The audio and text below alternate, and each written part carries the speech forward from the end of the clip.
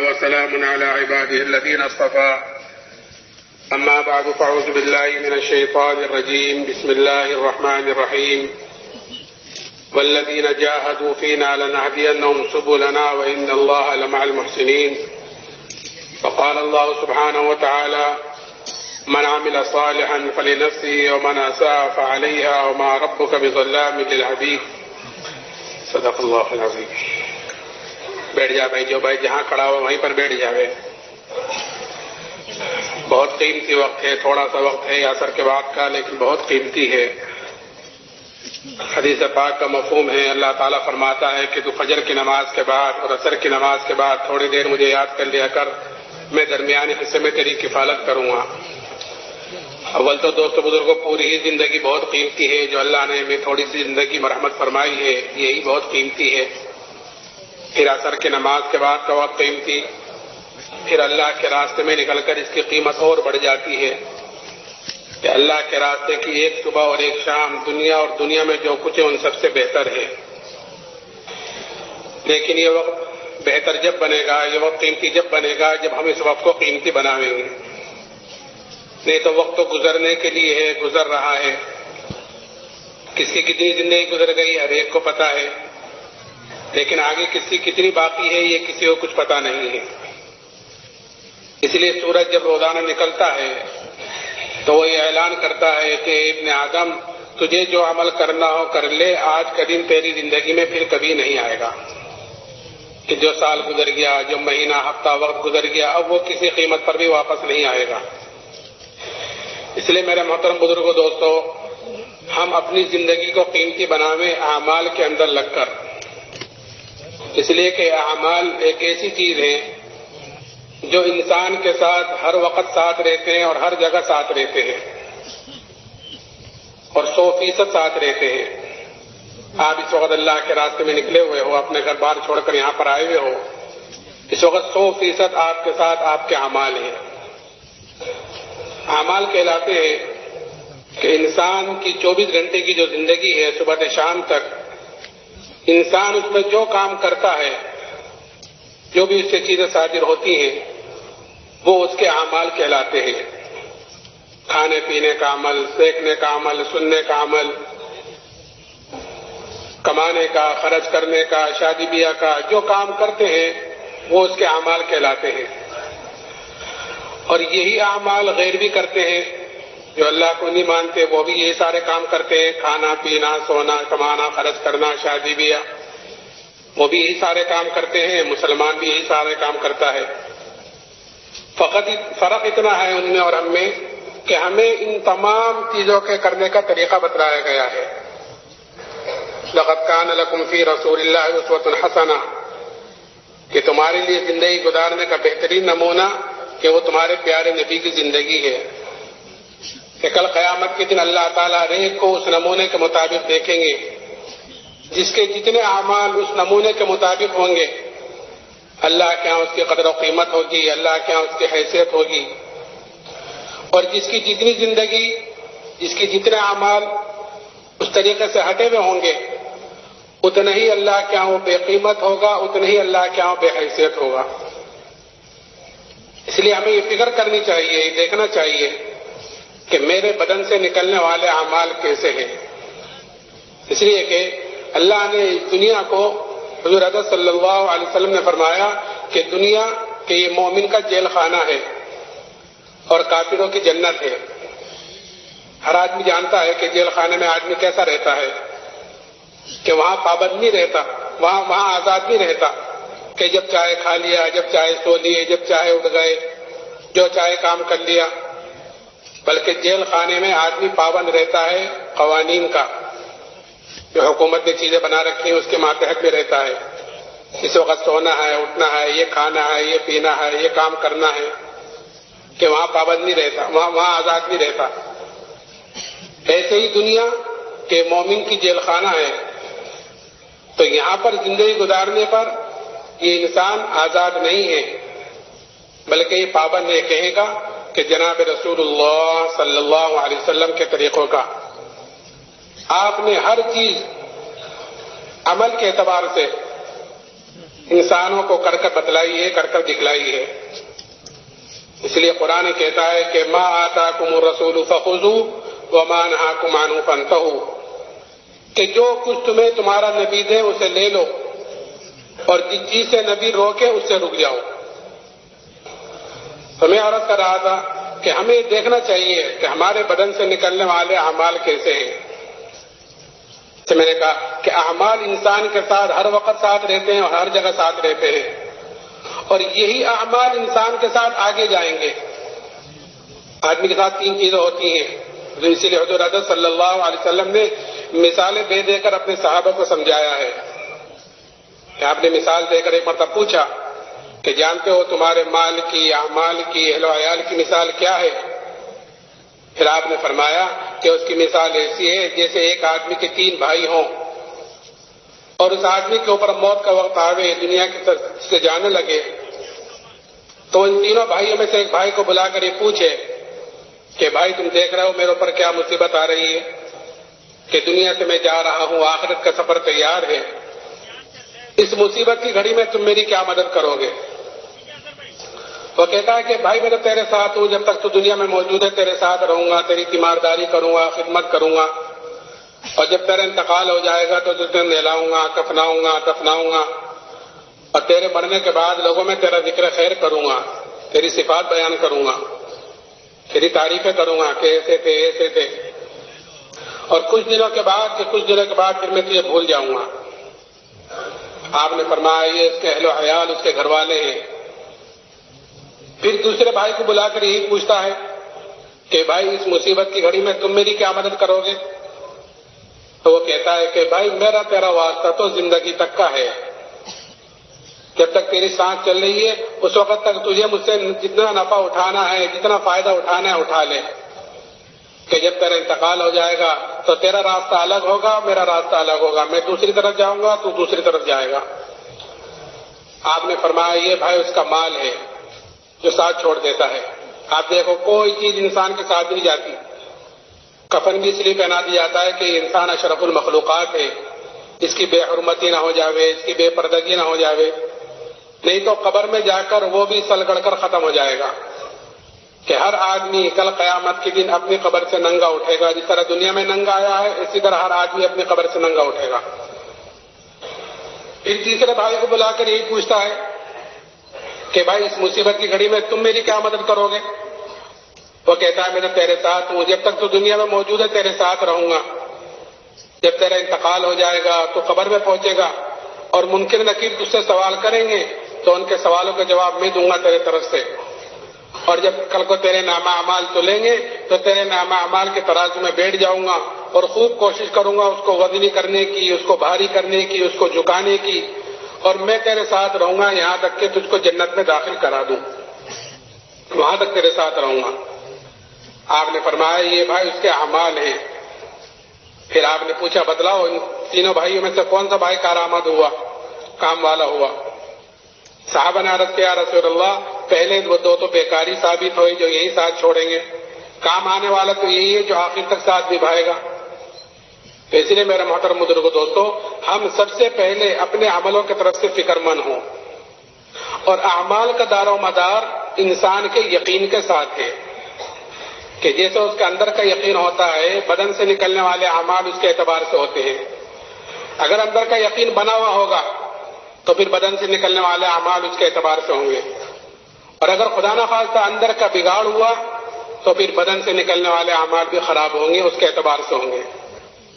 اس لیے ہمیں بنیادی طور پر سب سے پہلے اپنے اندر کو بنانا ہے، اپنے یقین کو یعنی اپنے ایمان کو بنانا ہے، کہ یہ ایمان کہ یہ اللہ نے ہمیں سب سے بڑی نعمت مرحمت فرمائی ہے، ایمان کی دولت، اس سے بڑی کوئی نعمت نہیں ہے۔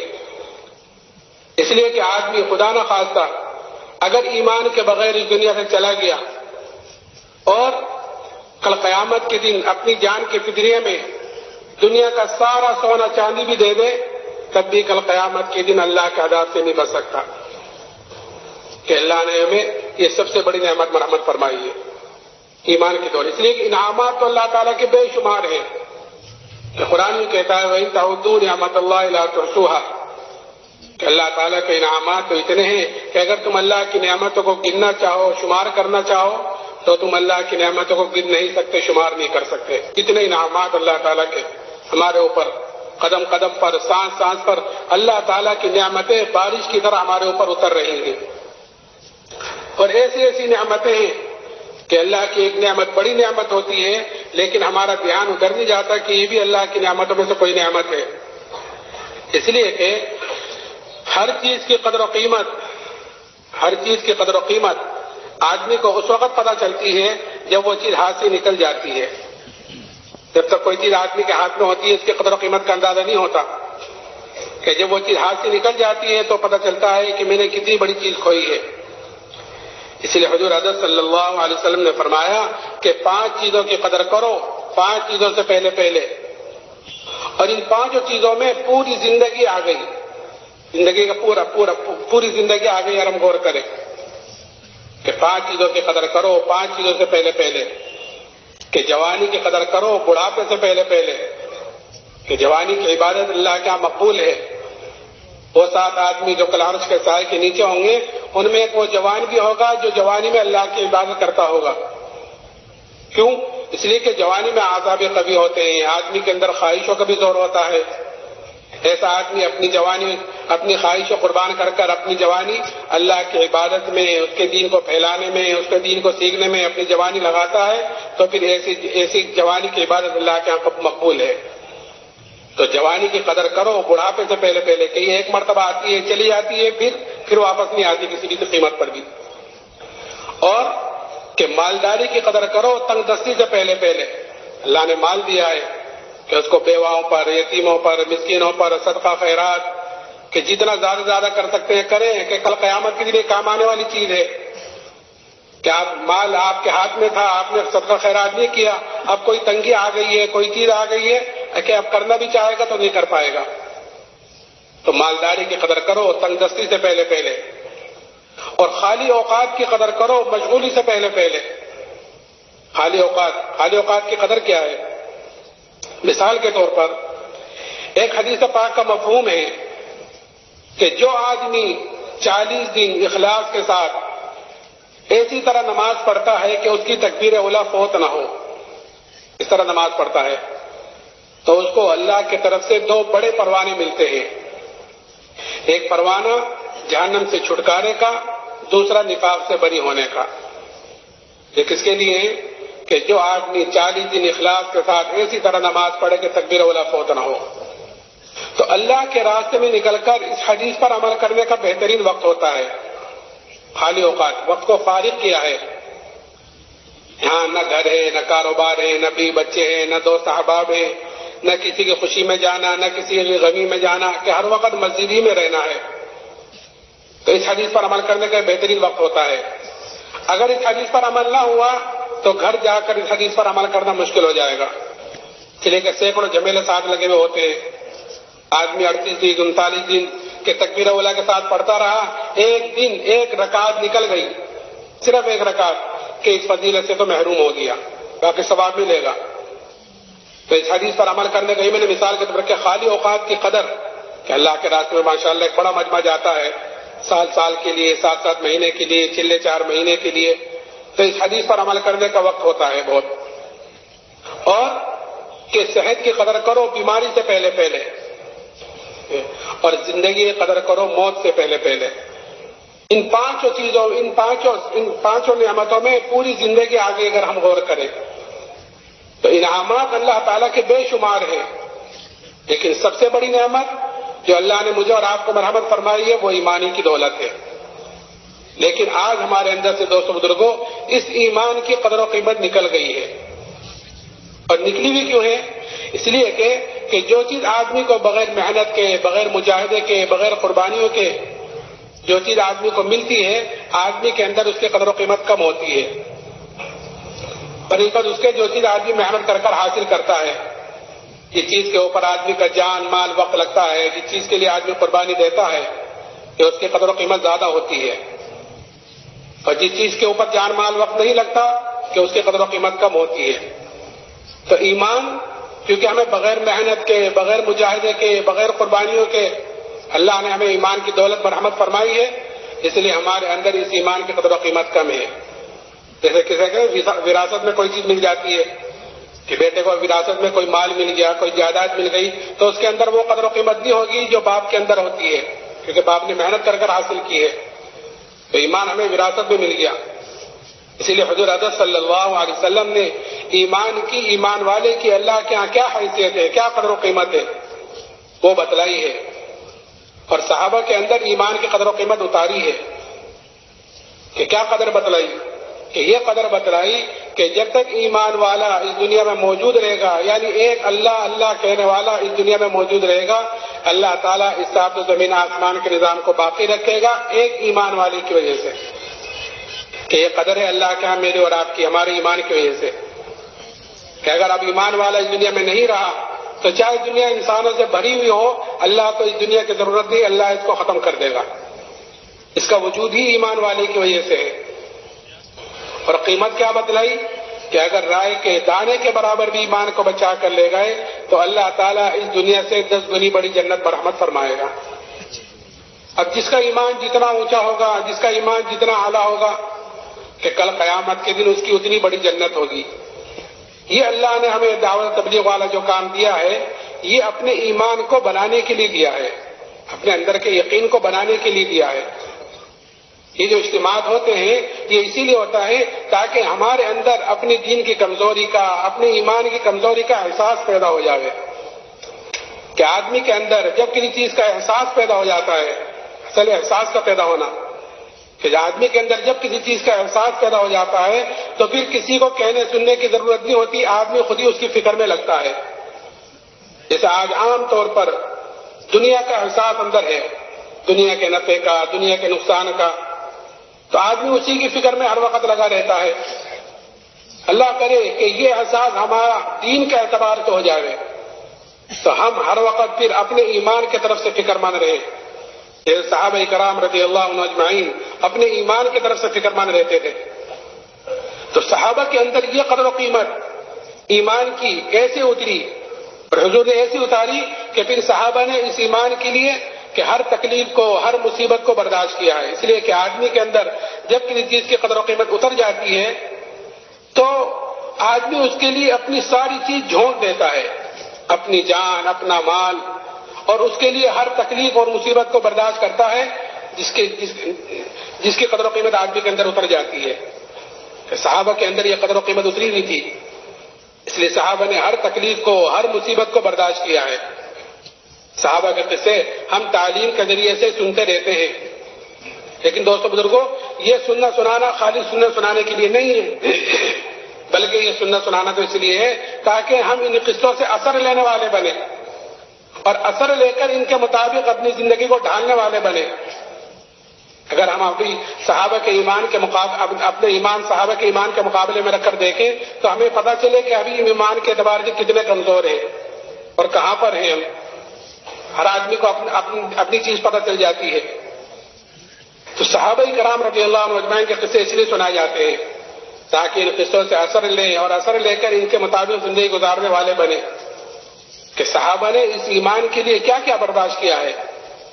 کہ ایک صحابی ہیں حضرت خباب بن ارد رضی اللہ تعالیٰ عنہ، ان سے حضرت عمر رضی اللہ تعالیٰ نے پوچھا کہ خباب، ان تکالیف کی تفصیل بتلاؤ جو ایمان کی وجہ سے تم پر آئی ہیں، جو حالات، جو مصیبت ایمان کی وجہ سے تم پر آئی ہیں، کہ ان کی تفصیل تو بتلاؤ. تو حضرت خباب نے فرمایا کہ امیر المومنین آپ ذرا میری کمر دیکھیں. جب کمر دیکھی تو حضرت عمر نے فرمایا اے خباب، ایسی کمر تو کسی کی نہیں دیکھی جیسی تمہاری ہے. تو حضرت خباب نے فرمایا کہ ہاں امیر المومنین، مجھے تو آگ کے انگاروں پر لٹا کر گھسیٹا جاتا تھا، میری چربی سے، میرے خون سے آگ بجھتی تھی. کہیں کی وجہ سے؟ کہ ایمان کی وجہ سے. کہ ایک عورت کے غلام تھے، جب اس کو یہ پتا چلا کہ جناب رسول اللہ صلی اللہ علیہ وسلم سے ملتے ہیں، یعنی ایمان لے کر آ گئے ہیں، تو سریے کو گرم کر کر اس سے ان کے بدن کو داغ دیتی تھی سزا کے طور پر کہ یہ تو ایمان سے پھر جائیں، نہیں تو اس سزا کو برداشت کرتے رہے. لیکن جیسے میں نے کہا کہ آدمی کے اندر جب کسی چیز کی قدر و قیمت اتر جاتی ہے تو آدمی اس کے لیے ہر تکلیف اور مصیبت کو برداشت کرتا ہے. تو اس تکلیفوں کا، مصیبتوں کا برداشت کرنا کہ ان کے لیے آسان ہو گیا، کیونکہ قدر و قیمت ایمان کے اندر اتری ہوئی تھی۔ اور پھر اتنا ہی نہیں، جب فتوحات کا دروازہ کھلا، اس لیے کہ مومن کی علامت بتلائی گئی ہے، مومن کی 2 علامتیں بتلائی گئی ہیں کہ مومن جو کام کرتا ہے، جو نیک اعمال کرتا ہے، نماز پڑھی ہے، روزہ رکھا ہے، حج کیا ہے، زکوٰۃ دی ہے، اللہ کے راستے میں نکلے ہیں، اللہ کے راستے میں نکل کر کڑوی کسیلی برداشت کی ہے، سردی گرمی برداشت کی ہے، یہ اعمال ہے کہ مومن جو عمل کرتا ہے کہ مومن اس کا بدلہ دنیا میں نہیں چاہتا، بلکہ اس کا بدلہ آخرت میں چاہتا ہے، اس لیے کہ اس کو پتا ہے یہاں جو ملے گا وہ وقتی ملے گا اور تھوڑا ملے گا، آخرت کے اعتبار سے تھوڑا، اور وقتی کے موت تک، اور آخرت میں جو ملے گا کہ وہ ہمیشہ کے لیے ملے گا اور دنیا سے بہت زیادہ ملے گا۔ اس لیے ایمان والا اپنے نیک اعمال کا بدلہ دنیا میں نہیں چاہتا۔ اور دوسرا کہ جو عمل کرتا ہے کہ وہ اپنے اللہ کو راضی کرنے کے لیے کرتا ہے، کوئی دیکھ رہا ہے نہیں دیکھ رہا ہے، کوئی خوش ہے نہیں خوش ہے، کہ اس سے اس کو پرواہ نہیں ہے کہ میرا اللہ مجھ سے راضی ہو جائے، تو وہ اس کی فکر میں لگا رہتا ہے کہ کوئی کچھ بھی کہتا رہے، برادری کچھ کہے یا محلے والے کچھ کہیں کہ نہیں، اللہ مجھ سے راضی ہو جائے، مجھے بتلایا گیا ہے کہ تمہاری کامیابی نبی پاک علیہ الصلوۃ والسلام کے طریقے میں ہے، تو میں زندگی اس طریقے پر گزاروں گا کہ جس طریقے پر نبی نے فرمایا کرنے کے لیے، جیسے میں نے شروع میں آیت پڑھی، ما آتاکم الرسول فخذوہ وما نہاکم عنہ فانتہوا، کہ جو کچھ تمہیں تمہارا نبی دے طریقے کے اعتبار سے، ہر اعتبار سے، تو اس کو لے لو، اور جس چیز سے روکیں اس سے رک جاؤ۔ تو حضور اقدس صلی اللہ علیہ وسلم کے پیدائش سے لے کے موت تک ہر موقع کی دعا اور ہر موقع کا طریقہ بتلا کر گئے ہیں، کیسے کمانا ہے، کیسے خرچ کرنا ہے، شادی بیاہ کیسے کرنی ہے، پڑوسیوں کے ساتھ کیسے رہنا، غیروں کے ساتھ کیسے رہنا، گھر والوں کے ساتھ کیسے رہنا، کیسے اخلاق ہونے چاہیے، ساری چیزیں، کیونکہ حضور اقدس صلی اللہ علیہ وسلم پر کامل اور مکمل دین اترا ہے، الیوم اکملت لکم دینکم واتممت علیکم نعمتی، کامل اور مکمل دین، جس میں نے کہا کہ دین ایک آدھ عمل کا نام نہیں ہے، دین ایک آدھ خالی نماز پڑھنا، خالی روزہ رکھنا، یا خالی اللہ کے راستے میں نکلنا، خالی اتنا دین نہیں ہے، بلکہ دین تو عمل کے مجموعے کا نام ہے، دین عمل کے مجموعے کا نام ہے، جیسے نماز کہ یہ ایک نام ہے نماز، تو ایک دو چیزوں کا نام نماز نہیں ہے، بلکہ قیام ہے، قرات ہے، تشہد ہے، جلسہ ہے، رکوع ہے، سجدہ ہے، تشہد، ان ساری چیزوں کا نام مل کر اس کا نام بنے گا نماز۔ ایسے ہی ہماری 24 گھنٹے کی زندگی کہ وہ جناب رسول اللہ صلی اللہ علیہ وسلم کے طریقے کے مطابق ہو جاوے تو یہ زندگی ہماری بنے گی دینی، اس میں جو چیز آ جاوے نبی کے طریقے کے مطابق ہو کہ پھر کسی کی پرواہ نہیں کرنی۔ اسی لیے حضور اقدس صلی اللہ علیہ وسلم نے ایک صحابی حضرت ابو ذر رضی اللہ تعالیٰ عنہ سے فرمایا تھا کہ اے ابو ذر، اللہ کے معاملے میں کسی ملامت کرنے والے کی ملامت کی پرواہ نہ کرنا، کہ اللہ کا حکم ہے، نبی کا طریقہ ہے کہ اب کوئی کچھ بھی کہتا رہے کہ مجھے اس کی پرواہ نہیں ہے۔ ایک مرتبہ حضرت جی مولانا انعام الحسن صاحب رحمۃ اللہ علیہ انگلینڈ میں تھے، لندن ایئرپورٹ پر جماعت سے نماز پڑھنے لگے جماعت کے ساتھ، تو لوگوں نے وہاں لوگ تھے مقامی، انہوں نے کہا حضرت آپ یہاں جماعت سے نماز نہ پڑھیں، یہاں کے لوگ کیا کہیں گے، ذرا یہ اچھا نہیں سمجھیں گے، اس کو باتیں کریں گے۔ آپ نے فرمایا کہ اگر پڑھیں گے تو لوگ کیا کہیں گے، اور اگر نہیں پڑھی تو اللہ کیا کہے گا۔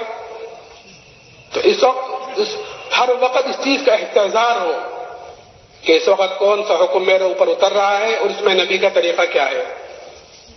تو میں نے عرض کیا کہ مومن کہ جو کام کرتا ہے کہ وہ اپنے اللہ کو راضی کرنے کے لیے کرتا ہے، اور جو عمل کرتا ہے کہ اس کا بدلہ وہ دنیا میں نہیں چاہتا۔ اسی لیے جب فتوحات کا دروازہ کھلا اللہ کی طرف سے تو صحابہ کرام رضی اللہ عنہ اجمعین اس پر رویا کرتے تھے کہ کہیں ہماری تکلیفوں کا، ہماری مشقتوں کا بدلہ کہیں دنیا میں تو نہیں مل رہا ہے۔ ان کو جیسے میں نے کہا کہ یہاں جو ملے گا وہ وقتی ملے گا اور تھوڑا ملے گا، اور آخرت میں جو ملے گا کہ وہ ہمیشہ کے لیے ملے گا اور دنیا سے بہت زیادہ ملے گا۔ تو جو ایمان اللہ نے صحابہ کو مرحمت فرمایا تھا، جس ایمان کے لیے انہوں نے تکلیفیں مصیبتیں برداشت کی ہیں، دوستو بزرگوں، وہی ایمان اللہ نے مجھے اور آپ کو مرحمت فرمایا ہے۔ لیکن ہر چیز اپنے بننے میں محنت چاہتی ہے، اور ہر چیز اپنے بندے میں قربانی چاہتی ہے. صحابہ کرام رضی اللہ عنہ اجمعین نے تکلیفیں بھی برداشت کی ہیں, اور کوئی چیز ایمان کے مقابلے پر آئی ہے, بڑی سے بڑی چیز آئی ہے, تو اس کو قربان کیا ہے. کہ قربانی جتنی قربانی دی جاتی ہے اتنی چیز بنتی ہے. تو صحابہ نے قربانی بھی دی ہے ایمان کے مقابلے پر اگر کوئی چیز آئی ہے.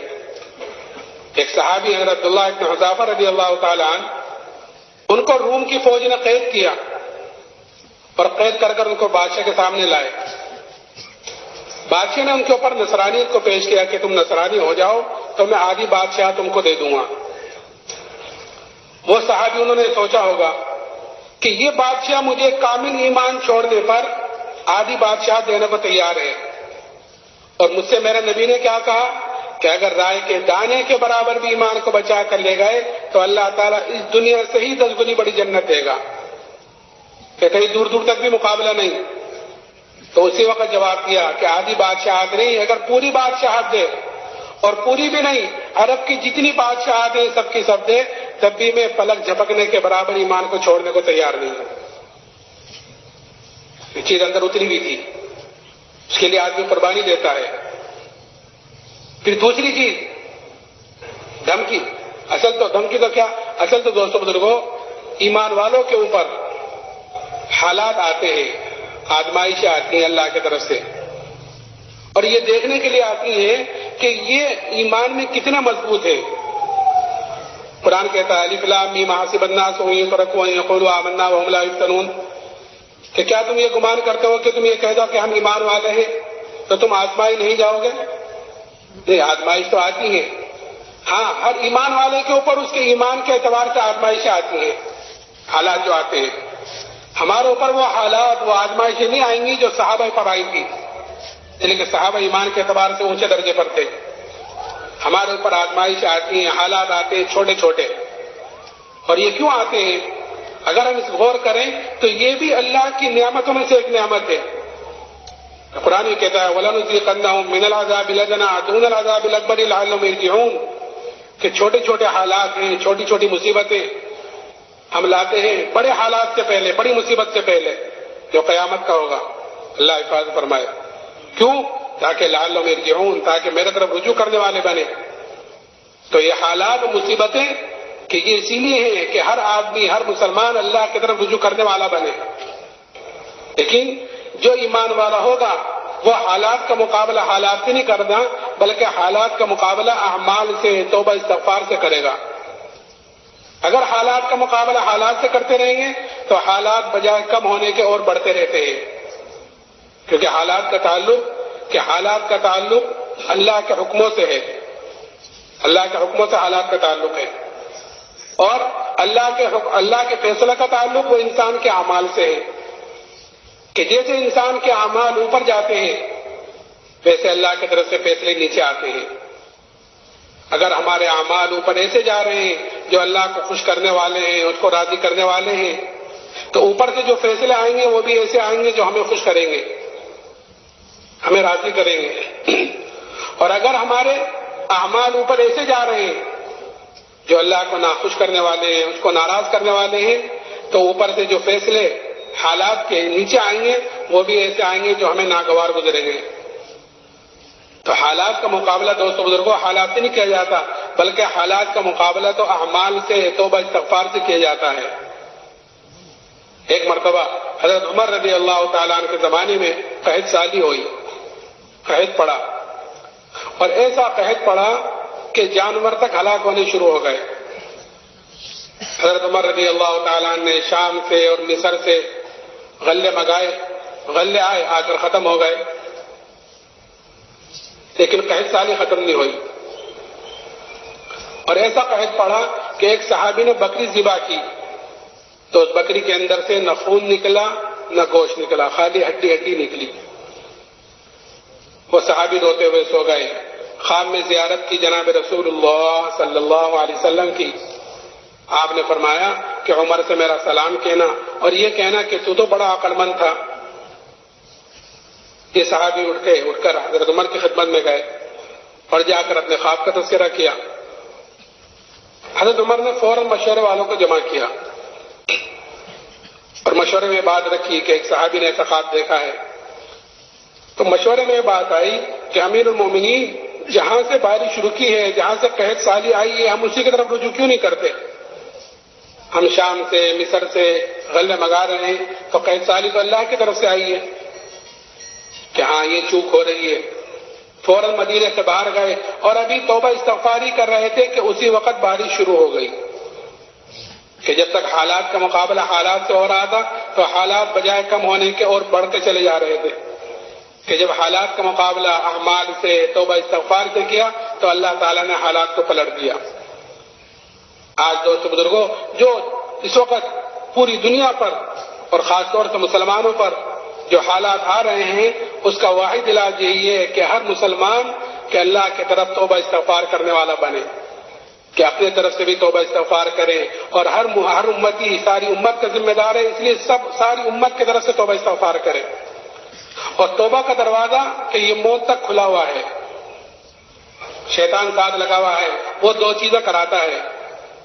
ایک تو توبہ کو ٹلواتا ہے کہ ابھی کیا جلدی ہے، دیکھ لیں گے، کر لیں گے، سوچ لیں گے، اس کو ٹلاتا ہے توبہ کو۔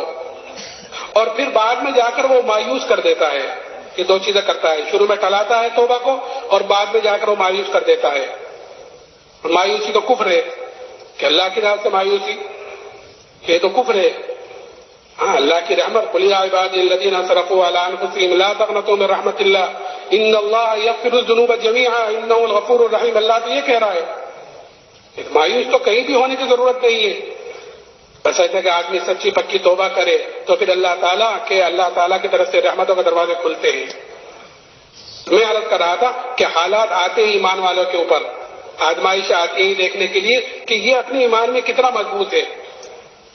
تو صحابی کا قصہ کہ لالچ دی پہلے تو لالچ کو تو یہ جواب دیا، پھر دوسری چیز بادشاہ نے ایک دیگ منگائی، اس دیگ کے اندر پانی کھولایا، جب پانی خوب کھول گیا تو بادشاہ نے قیدیوں کو بلا کر ان کے سامنے اس میں ڈلوایا اور یہ کہا کہ یہ تو ایمان سے پھر جاؤ، نہیں تو تمہیں بھی اس میں ڈالا جائے گا۔ وہ صحابی کہنے لگے تجھ سے جو ہو سکے وہ تو کر لے۔ بادشاہ نے حکم دیا کہ ان کو اس میں ڈال دو۔ جب لے جانے لگے تو وہ صحابی رونے لگے، تو اس کی اطلاع کی گئی بادشاہ کو کہ وہ تو رو رہے ہیں۔ بادشاہ نے سمجھا کہ اب یہ ڈر گئے، اب یہ ایمان سے پھر جائیں گے۔ ان کو بلایا، پھر ان کے اوپر نصرانیت کو پیش کیا۔ وہ کہنے لگے میں نے تو ایک مرتبہ تجھ سے کہہ دیا کہ تجھ سے جو ہو سکے وہ تو کر لے۔ کیسے پھر رو کیوں رہے تھے؟ کہ میں تو اس لیے رو رہا تھا کہ میرے بدن کے اندر ایک جان ہے، وہ جان اس دیگ میں ڈالی جائے گی، ختم ہو جائے گی۔ میں تو اس لیے رو رہا تھا کاش میرے روئے میں جان ہوتی، میرے بدن کے اندر 100 جانیں ہوتی اور وہ ساری کی ساری جانیں اس دیگ میں ڈالی جاتی اور وہ ساری کی ساری کی جانیں میں اللہ کے نام پر قربان کرتا۔ کہ ایک جان کا کیا قربان کرنا، کہ 100 جانیں ہوتی تو وہ ساری کی ساری آج میں اللہ کے نام پر قربان کرتا۔ میں تو اس لیے رو رہا ہوں، ایک جان پر رو رہا ہوں۔ تو دوستوں کو یہ جذبہ بنتا ہے دعوت سے کہ جب آدمی اپنے دین کو لے کر حرکت میں رہتا ہے، یعنی دعوت دیتا رہتا ہے، تو پھر جان مال اللہ کے نام پر لگانے کا جذبہ اندر پیدا ہوتا ہے۔ کہ جب جان مال اللہ کے نام پر لگانے کا جذبہ دعوت کے ذریعے سے ہوتا ہے تو پھر وہ اندر کا یقین بدلتا ہے، اور جب یہ اندر کا یقین بنتا ہے تو پھر بدن سے نکلنے والے اعمال اس کے صحیح ہوتے ہیں۔ جیسے میں نے شروع میں کہا تھا کہ اعمال کا دار و مدار انسان کے یقین کے ساتھ ہے، کہ جب یقین ہوگا تو پھر بدن سے نکلنے والے اعمال صحیح ہوں گے، پھر آدمی عملوں کی طرف سے بھی فکر مند ہوگا۔ آج مسلمان جو اعمال کی طرف سے فکر مند نہیں ہے، نماز چھوٹی ہے تو چھوٹ گئی ہے، جماعت نکل گئی ہے تو نکل ہی گئی ہے، ذکر چھوٹا ہے تو چھوٹ گیا ہے، گش نکل گیا تو اس کا کوئی غم ہی نہیں ہے، فکر ہی نہیں ہے۔ حالانکہ یہ بتلایا کہ جب تجھے نیکی خوش کرے اور گناہ غمگین کرے تو جان لے کہ تو مومن ہے، لیکن آج یہ چیز ختم ہو گئی کہ اس کا کوئی احساس ہی نہیں ہے، اس کا کوئی غم ہی نہیں ہے اعمال کا۔ اور صحابہ کرام رضی اللہ عنہ اجمعین کہ جس طرح ایمان کی طرف سے فکر مند رہتے تھے، اعمال کی طرف سے بھی فکر مند رہتے تھے، کیونکہ ایمان اور اعمال صالحہ یہ دو چیزیں کامیابی کے لیے ہیں، کہ ایمان کے بغیر تو کوئی عمل قابل قبول ہے ہی نہیں۔ آخرت میں ایمان ہے لیکن اعمال صالحہ نہیں ہے تو کل قیامت کے دن اس کی سزا بھگتنی پڑے گی۔ اور اگر اللہ تعالیٰ معاف کر دے تو وہ غفور الرحیم ہے، اس کو کون پوچھنے والا ہے؟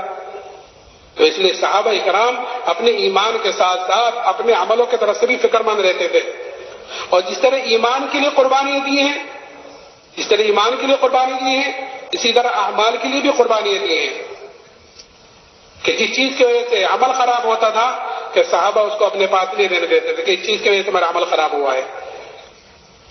ایک صحابی حضرت ابو طلحہ رضی اللہ تعالیٰ عنہ ایک مرتبہ اپنے باغ میں نماز پڑھ رہے تھے، گنجان بھرا ہوا باغ تھا، اس میں نماز پڑھ رہے تھے، ایک پرندہ اندر گھس گیا اور باغ گنجان تھا، اس کو باہر نکلنے کا راستہ نہیں ملا، کبھی دائیں جائے کبھی بائیں جائے۔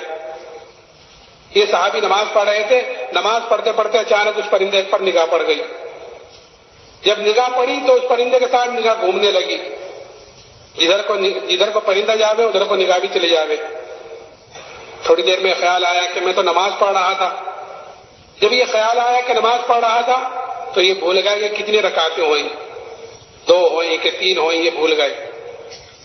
سلام پھیر کر فوراً جناب رسول اللہ صلی اللہ علیہ وسلم خدمت میں حاضر ہوئے اور جا کر عرض کیا، یا رسول اللہ، یہ کہ پورا کا پورا باغ اللہ کے نام پر صدقہ ہے۔ کیوں؟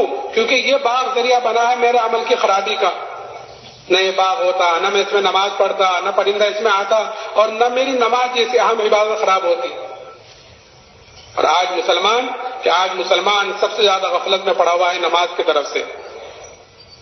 حالانکہ حدیث میں آتا ہے کہ اسلام میں اس کا کوئی حصہ نہیں ہے جو مسلمان نماز نہ پڑھے۔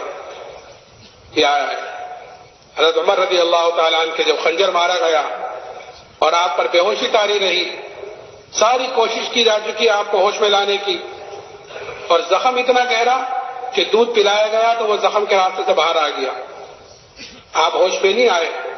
تو ایک صحابی نے کہا، امیر المومنین کو نماز کے ذریعے سے ہوش میں لاؤ۔ کان میں کہا گیا الصلاۃ الصلاۃ۔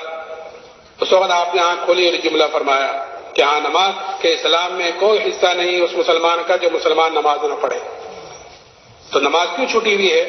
کیونکہ نماز سے کامیابی کا یقین اندر سے نکلا ہوا ہے۔ اس لیے دوستو بزرگوں، ہمیں سب سے پہلے دعوت کے ذریعے سے اپنے اندر کے یقین کو بدلنا ہے۔ جو بھی ملاقات کرنے آئے، کھیتوں میں ہوں، کاروبار میں ہوں، گھر پر ہوں، جہاں بھی ہوں، سب سے پہلے دعوت کی بات کریں، اللہ سے ہونے کو بولیں، اللہ سے ہونے کو سنیں، سوچیں، تو پھر اللہ سے ہونے کا یقین آئے گا۔ جب اللہ سے ہونے کا یقین اندر پیدا ہوگا تو پھر آدمی کے بدن سے نکلنے والے اعمال بھی ویسے ہوں گے جس سے اللہ راضی ہوتے ہیں۔ تو ہمیں دعوت کے ذریعے سے اپنے اندر کے یقین کو بدلنا، اور ذکر کے ذریعے سے اپنے اندر کی غفلت کو ختم کرنا۔ غفلت بھی ہمارے اندر ہے۔ کیسی غفلت ہے؟ یعنی غفلت کے ماحول میں جہاں آدمی ہے وہاں تو ہے ہی غافل، جیسے بازار ہے، دکانیں ہیں، کھیت ہے، غفلت کا ماحول ہے سب جگہ اس وقت، کہ جہاں غفلت کا ماحول ہے وہاں تو ہے ہی غافل۔ کہ ایک آدمی مسجد میں اللہ کے سامنے، مسجد میں اللہ کے گھر میں اللہ کے سامنے کھڑا ہوا ہے، وہاں بھی غافل رہتا ہے۔ دھیان کے اعتبار سے کوئی کاروبار میں گھوم رہا ہے، کوئی دکانوں پہ گھوم رہا ہے، کوئی کہیں ہے۔ یہ غفلت کیوں؟ کیونکہ ذکر غیر اللہ کو بولا جا رہا ہے، غیر اللہ کو سنا جا رہا ہے، غیر اللہ کو دیکھا جا رہا ہے، اس لیے اللہ کے سامنے کھڑے ہو کر بھی غیر اللہ کا دھیان اندر ہے۔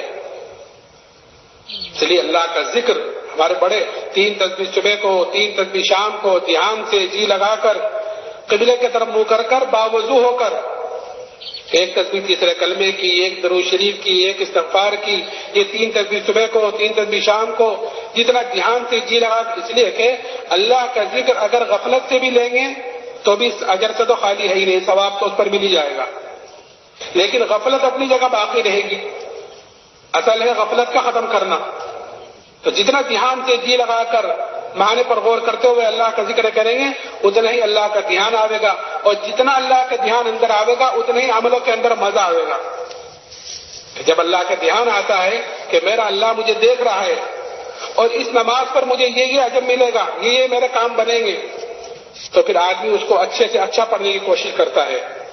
اور اگر دھیان ہی نہ ہو تو امام کے ساتھ ساتھ آدمی سلام پھیر دیتا ہے کہ کتنی رکعت ہوئی کہ امام کو پتا ہوگا، امام کے ساتھ ساتھ سلام پھیر دیتا ہے۔ تو یہ غفلت ہے۔ تو اس غفلت کو ختم کرنا ہے اللہ کے ذکر کے ذریعے سے، کہ اللہ کے ذکر کے ذریعے سے غفلت کو ختم کرنا اور دعوت کے ذریعے سے اندر کے یقین کو بنانا. اس کے لیے اجتماعات ہوتے ہیں تاکہ ہمارے اندر ان چیزوں کا احساس پیدا ہو جاوے. اپنی ایمان کی کمزوری کا، اپنی دین کی کمزوری کا ہمارے اندر احساس پیدا ہو جاوے، ہمارے اندر فکر پیدا ہو جاوے. اجتماع ختم ہو تو ہم ایک فکر لے کر یہاں سے جاویں. یوں نہ ہو کہ 3 دن کے لیے آئے، جمع ہوئے، چلے گئے، کہنے والا اپنے گھر، سننے والے اپنے گھر. نہیں، ایک فکر لے کر جائیں گے تو ہمارے اجتماع میں آنا کارآمد ہوگا. اور اگر ویسے ہی ہوا تو ویسے وقت تو پہلے بھی گزر رہا تھا، یہ بھی گزر جائے گا. تو اس لیے نیت اور ارادہ کریں انشاءاللہ کہ اب تک کی جتنی زندگی غفلت میں گزری اللہ معاف فرمائے. آگے جتنی باقی ہے انشاءاللہ اللہ کے حکموں پر، نبی کے طریقے پر ہم اپنی زندگی گزاریں گے، کریں گے انشاءاللہ. اب تھوڑا سا وقت باقی رہ گیا. جن بھائیوں کی جیب میں تسبیح ہے وہ اپنی 3 تسبیح یہیں بیٹھ کے پوری کر لیں، اور جن بھائیوں کو ضرورت ہو وہ اپنی ضرورت سے فارغ ہو کر اذان سے پہلے اجتماع گاہ میں آ جائے. انشاءاللہ مغرب کے بعد اہم بیان ہوگا. سبحان اللہ و بحمدہ.